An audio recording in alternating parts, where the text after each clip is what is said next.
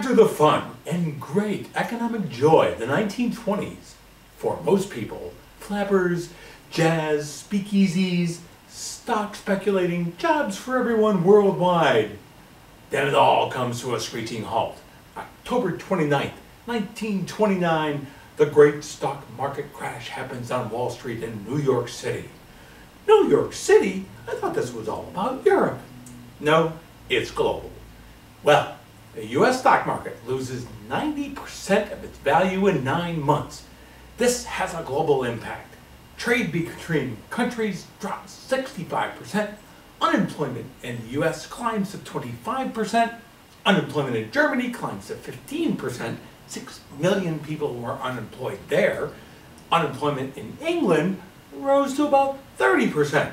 And unemployment in Japan eventually rises to nearly 25% by 1933. Due to the economic crisis, banks in the United States were no longer willing to finance the German war reparation payments required by the Treaty of Versailles. This creates a true crisis in Germany. As a result, in 1929, the Reich President of Germany, Paul von Hindenburg's advisors persuaded him to invoke the Constitution's emergency presidential powers.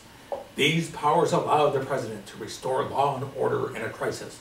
Hindenburg created a new government made up of a chancellor and cabinet ministers to rule by emergency decree instead of by laws passed by the Reichstag. This was the beginning of the demise of the Weimar democracy in Germany. Some propose that the Senate give immediately emergency powers to the Supreme Chancellor. Then begins a very complex and world-changing decade, the 1930s. I hope to break this up into segments that are easy to follow, but a lot of things are happening all around the world, all at the same time. It was when the Great Depression started that the National Socialist Workers' Party, or the Nazi Party, in Germany gained more and more seats in the German parliament. The economy, stupid. Thank you very much, Mr. Carvel. Their popularity grew because they blamed the Jews and communists for the economic hardships. The German people were looking for a scapegoat, and they bought into the lies. Then, in February of 1932, Adolf Hitler, leader of the Nazi Party, decided to run for president of Germany against the incumbent President Hindenburg. Hitler's slogan was freedom and bread. Hitler's first showing was good enough to require a runoff election because Hindenburg had not gotten an absolute majority of the votes. In the runoff election in July of 1932, Hindenburg wins the absolute majority for president, but by the slightest margin. Because of the increased popularity of the Nazi Party and the number of seats held in parliament and political unrest, Hindenburg makes a deal with the Nazi Party to hold on to a coalition government. So he makes Adolf Hitler Chancellor of Germany, staying as president himself. He also appoints 2 other Nazis to the parliamentary posts, Wilhelm Frick, Minister of the Interior, and Hermann Göring, Minister without portfolio and Minister of Interior for Prussia. Then it happens. On February 27, 1933, the Reichstag fire. This is an arson attack on the Reichstag building, which is home to the German parliament in Berlin. This happens 1 month after Adolf Hitler had become Chancellor of Germany. Marinus van der Lubbe, a communist agitator, was caught at the scene and was later charged and convicted. The fire was blamed on the communists and resulted in the Reichstag Fire Decree, which was passed by the German parliament. It is otherwise known as the Decree of the Reich President for the Protection of the People and State. It was issued by President Hindenburg, being advised by Adolf Hitler on February 28th of 1933. This decree took away many key civil liberties of the German citizens. When the Nazis in powerful positions within the German government, the decree was used as a legal basis for the imprisonment of anyone considered to be opponents of the Nazis, and to suppress the press outlets not considered friendly to the Nazi cause. Does this sound familiar? Maybe a little like the Bolsheviks of Russia or the fascists of Italy? From this point on, the Nazis take complete control of the German government and suppress any opposition to it, spoken, printed, or in action.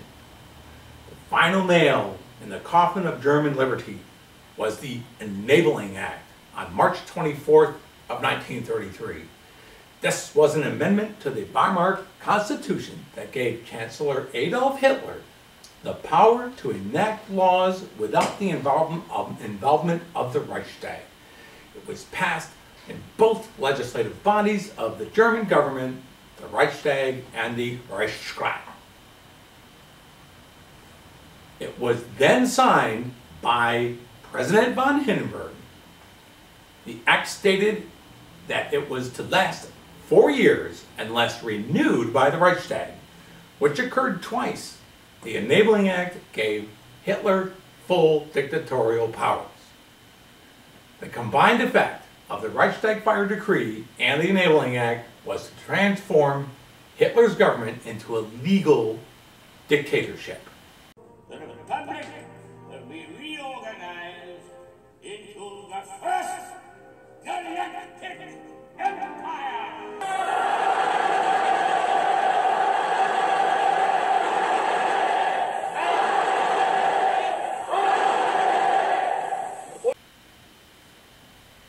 On May 10th, 1933, there were large numbers of university students who burned up to 25,000 un-German books in Berlin Opera Square.